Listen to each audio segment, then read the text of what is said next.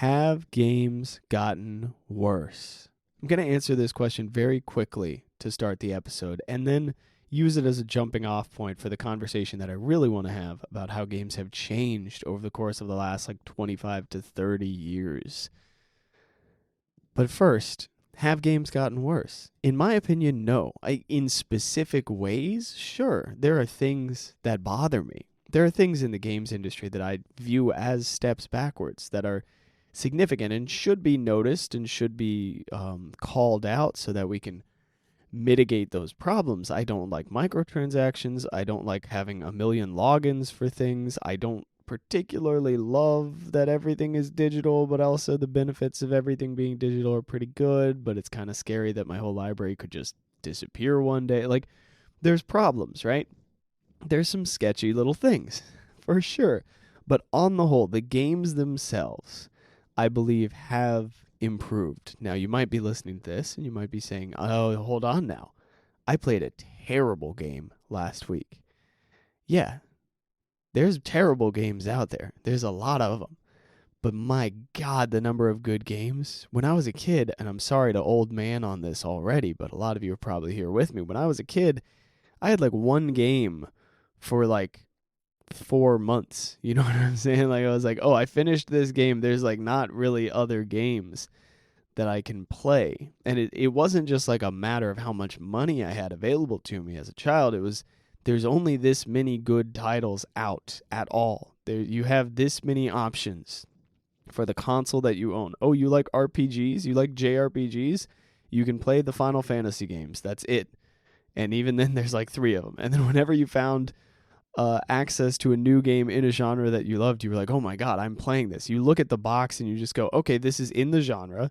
It was released by a major company. I'm just buying this. You know nothing about it. You take it home. You start playing it. It's a total mystery to you. That's one of the things that I miss, right? So in some ways, we're missing out on those things. We're missing out on box art. We're missing out on some of these changes. But the games themselves, I think on the whole, they've gotten better.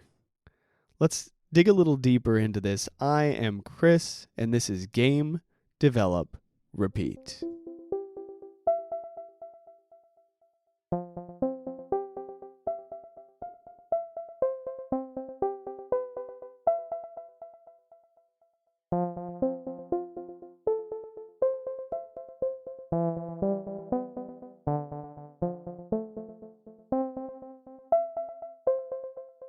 There's a very strong argument to be made that the average game nowadays is worse than the average game in 1997. Why? Because if you add all the games that were released in a year together, give them all a score from 1 to 10, and then, add those scores together, divide by the number of scores, get the average, you're probably going to end up with a lower number now than back then. Because there are so many games released now that nobody has ever heard of, and so many of them are probably stinkers. It takes a lot to make a really good game, and it doesn't take that much to make a really bad game. And there are so many games released that they're probably, I don't know. And I would love to dive deep into the depths of just random releases that nobody's ever touched. But I would say there's a good argument to be made that you'd get an average lower score now than back then. Right? Fair enough. But that doesn't really mean anything, does it? That's not a very important metric. That's not really what we're talking about when we're talking about have games gotten worse. We're talking about the games we play. It doesn't matter if there were 5,000 games released that you've never heard of and never seen. It matters if the 20 games that you've played over the course of the last however long are better than the 20 games that you would have played back then, which you probably wouldn't have played 20 in the same time span. You probably would have had 5 games that you beat completely and then started replaying because you were waiting for the sequel to come out, and it was 2 more years, and it had to get imported from somewhere. My point is, we got to look at the games that we're actually playing, that we're actually enjoying. And I think that the actual games, maybe not the experience around them, but the actual games have improved a lot. The reason I'm talking about this is because I've played a couple of AAA games for the first time in a long time recently, and I've been astounded by some of the improvements. I haven't been playing like modern games much, right? I've been kind of staying behind the curve quite a bit. And I played Final Fantasy Remake, the 7 remake, the first part. Good God. See, that annoys me, the 3-part thing.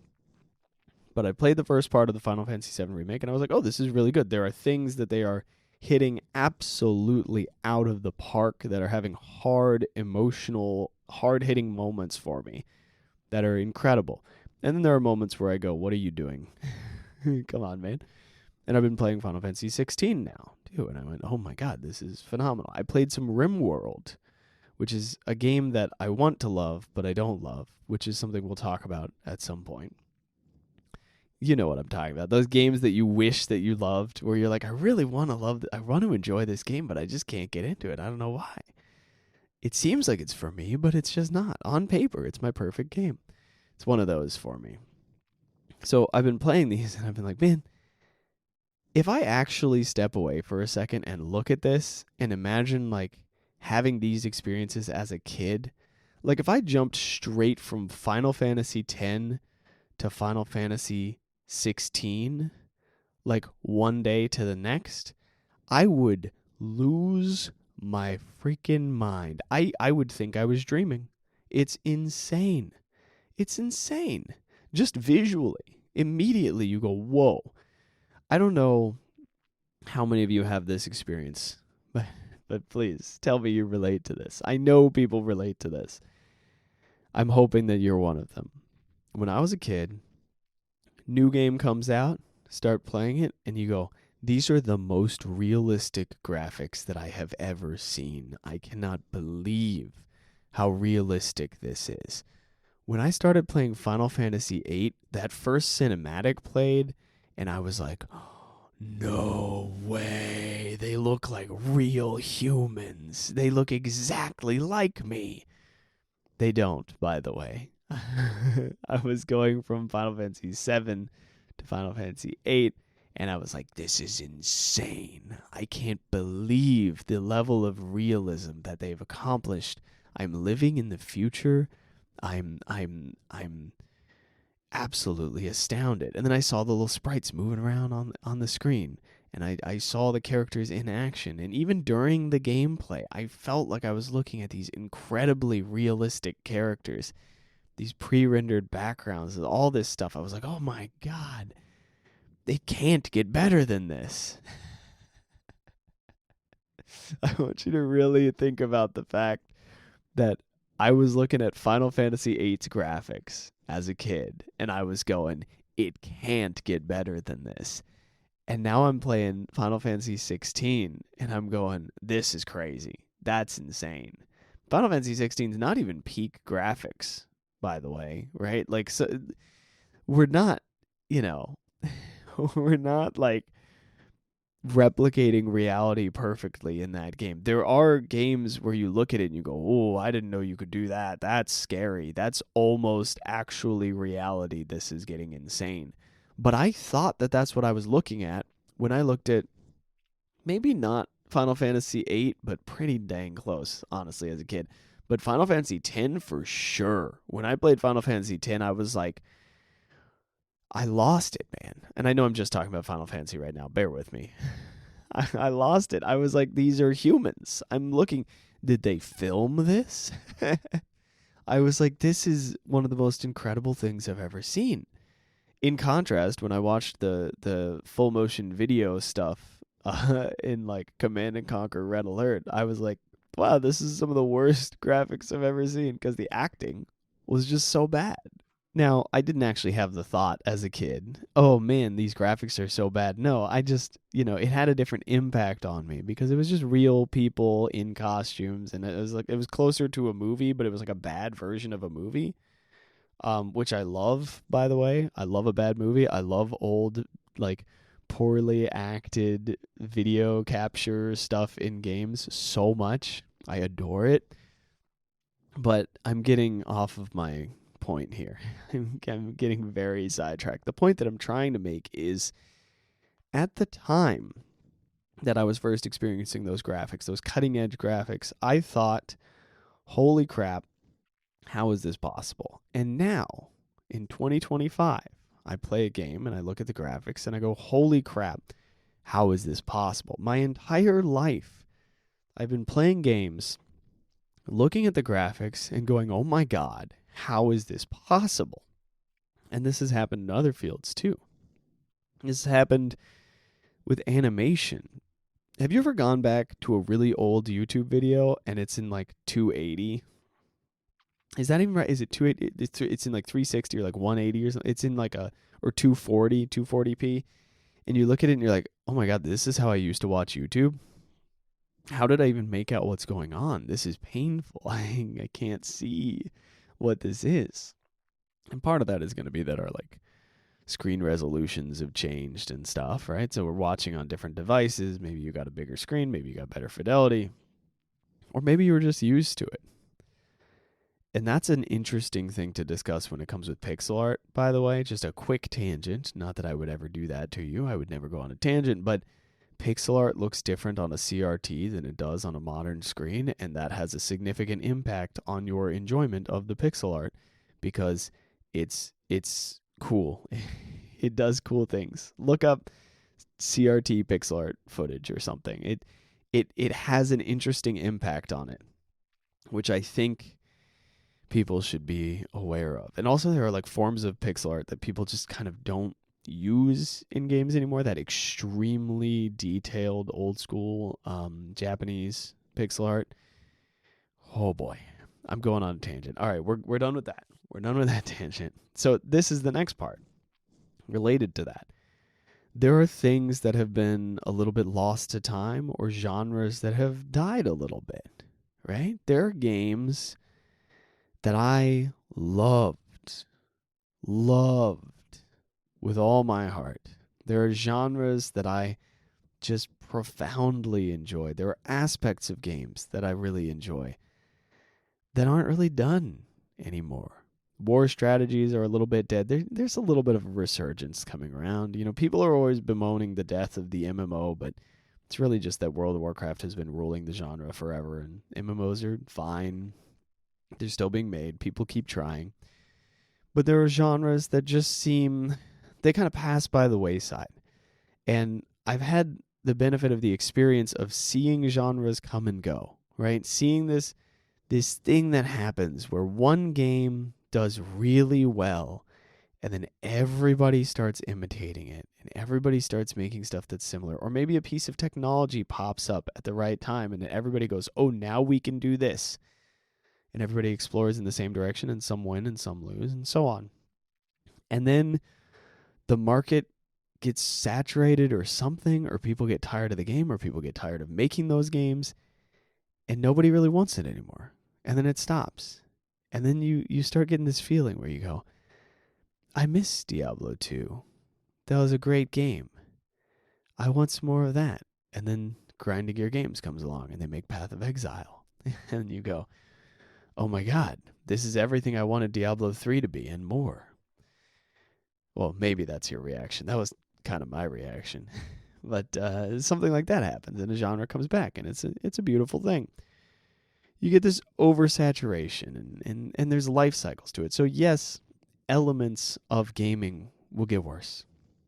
Elements of gaming will kind of disappear. There may be a type of shooter that you really like that's kind of gone, that hasn't been done in a while. I think there are people who are huge fans of a game called, I think it's called Black. I've not played it myself, but it's this shooter that is known for its very like meaty sound design and heavy impact in everything that it does.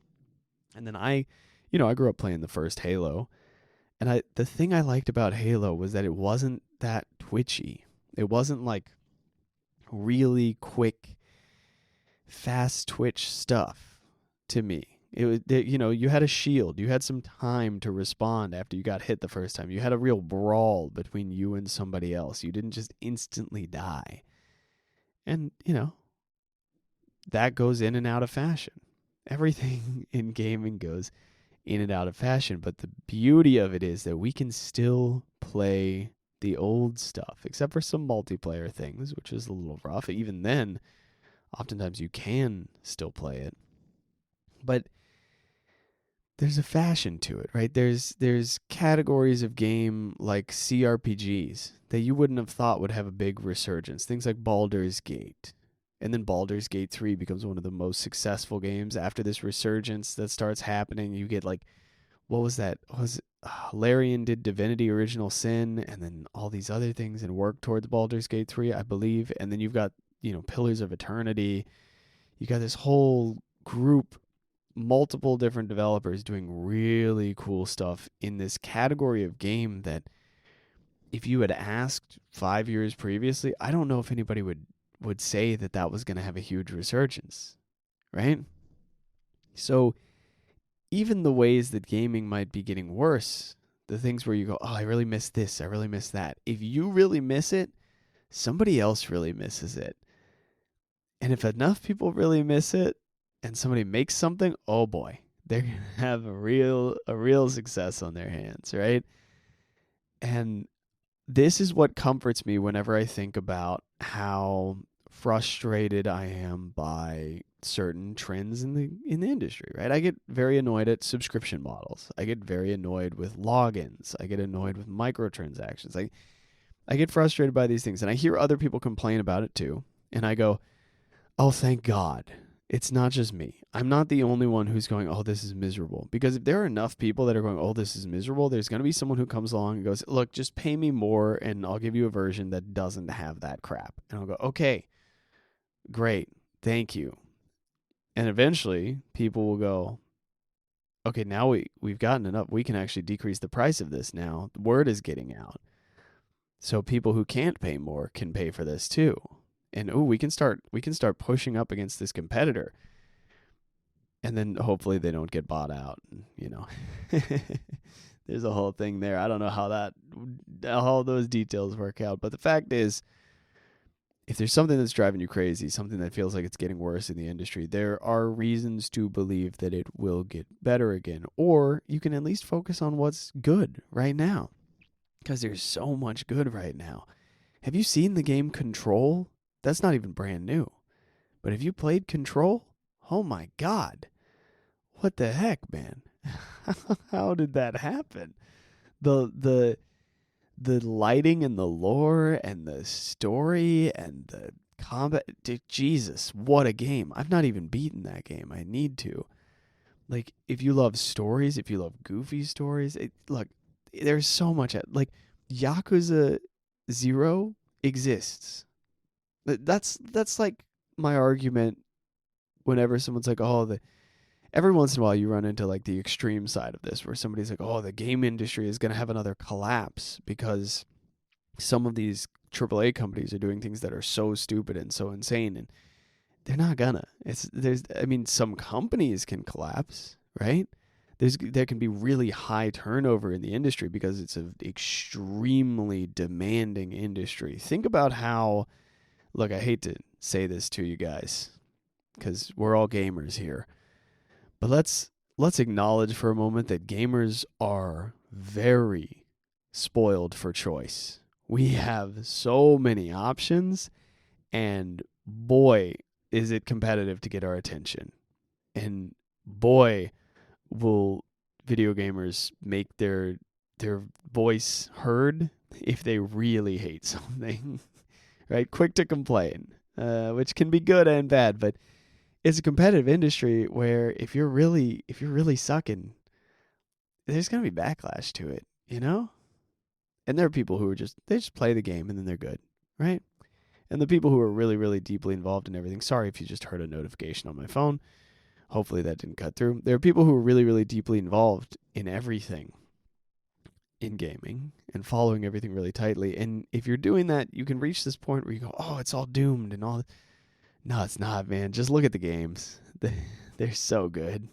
It's unbelievable how good the games we have right now are. It is actually like a problem. The games that we have are so incredibly mind-shatteringly well made and beautifully crafted that it is frustrating to me that I can't experience all of them. And it is concerning to me that they're this good. I'm like, what are we doing? Hold on, chill out a little bit. Now, I will say there are some painful flaws in the best games, and the game being so good makes those flaws so much more frustrating to deal with.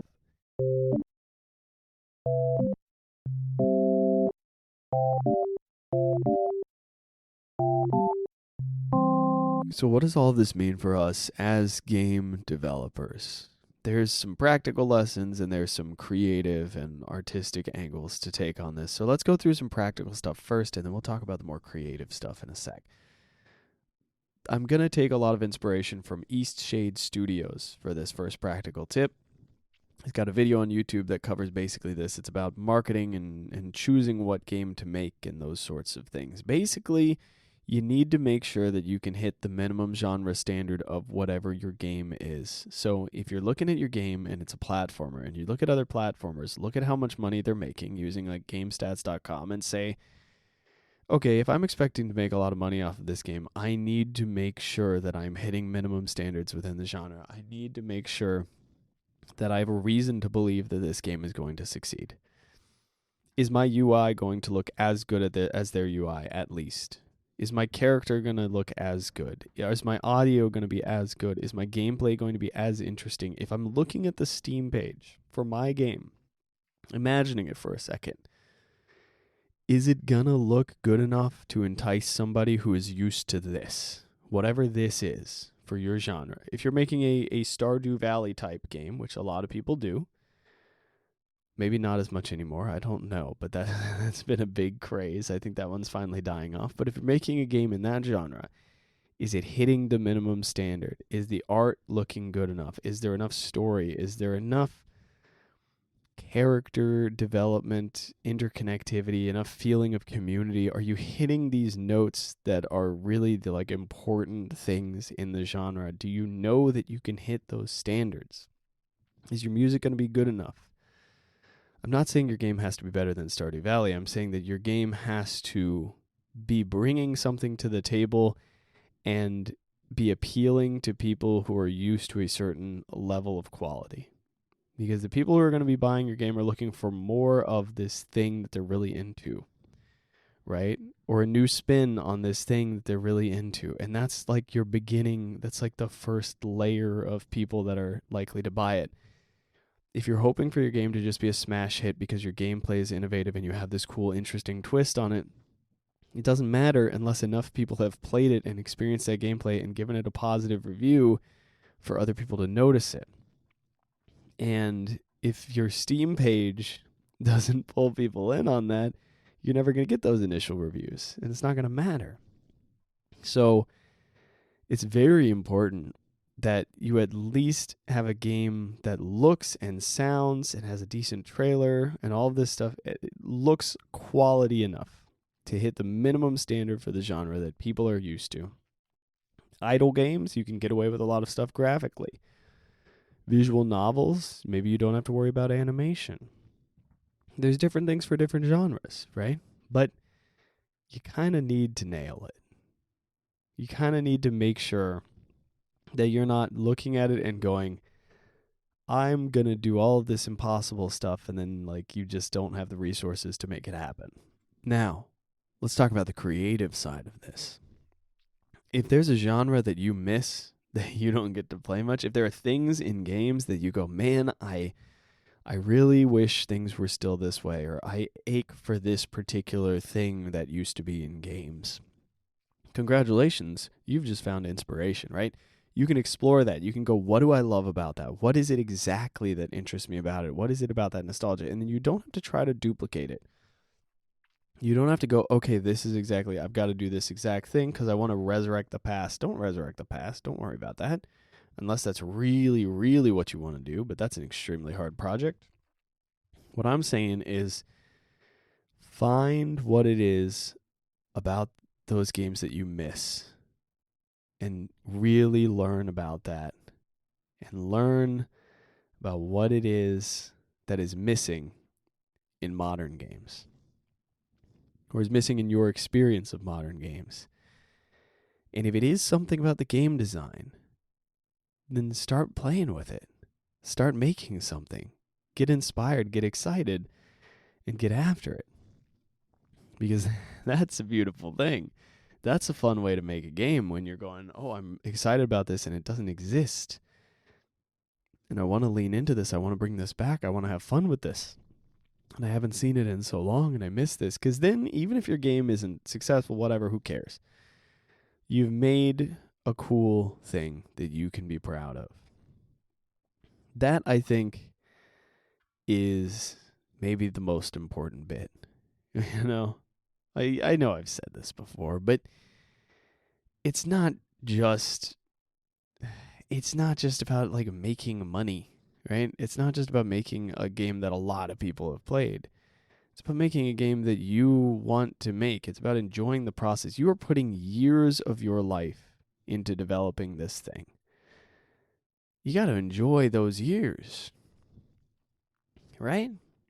Otherwise, if it's miserable the whole time, it's going to show. Everybody's going to, well, maybe, to a certain extent, it's going to show. You're going to take weird shortcuts and people are going to go, why the heck? Why is that like that?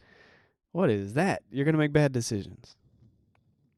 So, from a development angle, looking at these things that you feel have changed for the worse, you can look at it and you can go, hey, maybe that's a niche I can approach. Maybe that's the thing that makes this more exciting for me. And if you're looking at things that are, how do you put it, have gotten astronomically better, you might look at that and go, okay, well, I don't need to worry about that. I can just avoid facial animations entirely. We don't need to touch that. That can stay away. And you can look at the glaring flaws that pop up in these modern games that are like, everything is so perfect, right? Everything's so beautiful and nice and all of this stuff, and then you're playing it, and there's just like a single line that just sticks out so badly. You're like, wow, that's rough. Why was that written into the game? Or like, why was that delivered that way? Or, oh, why is there this bug here? You can look at stuff like that, and then you can go, oh, yeah, no game is perfect. And you can give yourself a little bit of slack. I think that's what I've got to say about the game development side of things today. I feel like I'm missing a point. Let me think about this for a second. There was something else lingering in the back of my head. Oh, if you love something, there's a chance that somebody else loves that thing too. A pretty good chance. So if there's something that you really, really love from games that you don't see anymore, and you're thinking, nobody else is going to enjoy this, nobody else cares about this, nobody else whatever, at least talk about it. Because there may already be something out there, and if not, you may be able to find a group of people who are interested in making something like that with you.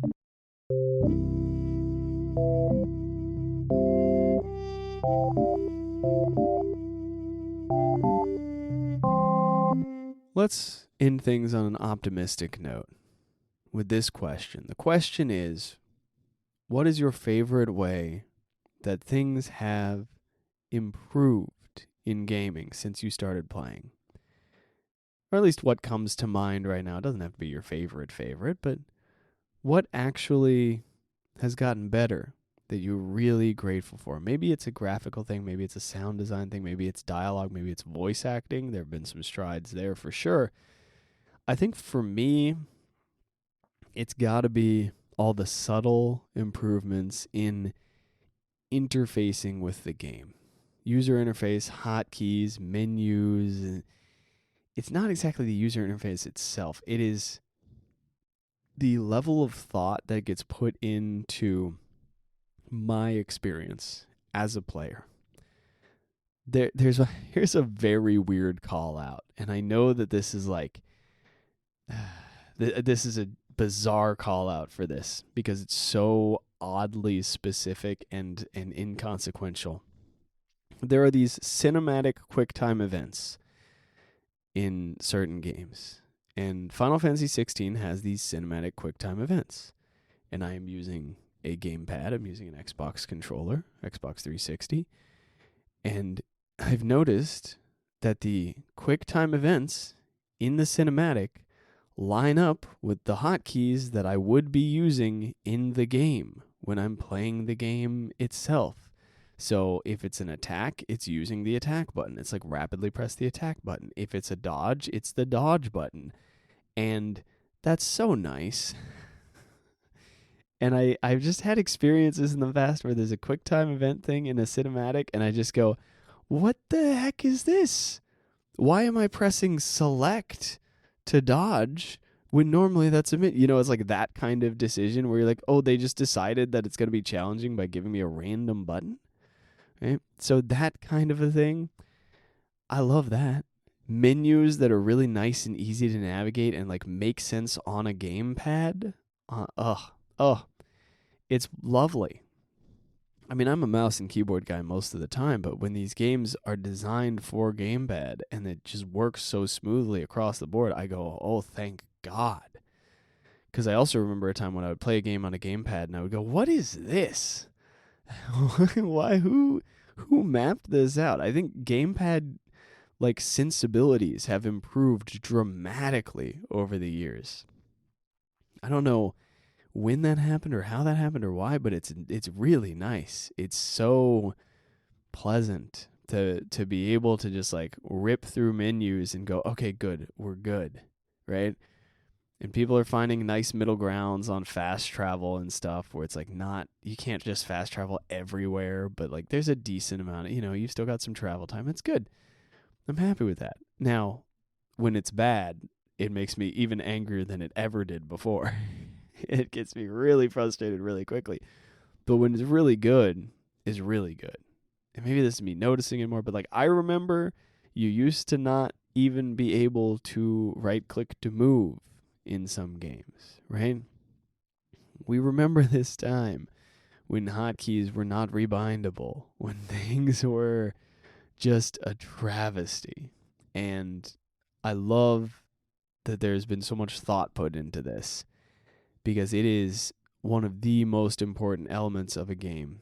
It's the interactivity and feeling like you are connected to the character that you're playing and getting all this stuff out of the way. Oh, it's so nice. I went on a long rant on that one, but what is yours? What is your favorite improvement in games since you started gaming? That is everything I've got for you today. Thank you so much for joining me. I am going to go relax my voice. You don't know this. A little behind the scenes for you. Maybe you picked up on it. Maybe you can hear the difference in my voice today. But I've been sick all week, and I've been pausing and coughing throughout this episode. It only happened a few times. I'm pretty much fully recovered, actually. But I just have a little lingering cough. So this has been a little tricky recording. So I'm going to go chill out and watch Better Call Saul, which, oh my God, what a show. Oh, I might just do an episode talking about that at some point. God dang. We got to talk about some of these shows I've been watching. Jesus. Okay, that's all for today. Thank you all for joining. I will see you in the next one. Until then, get out there, make some stuff, and have fun with it. All right. Bye-bye.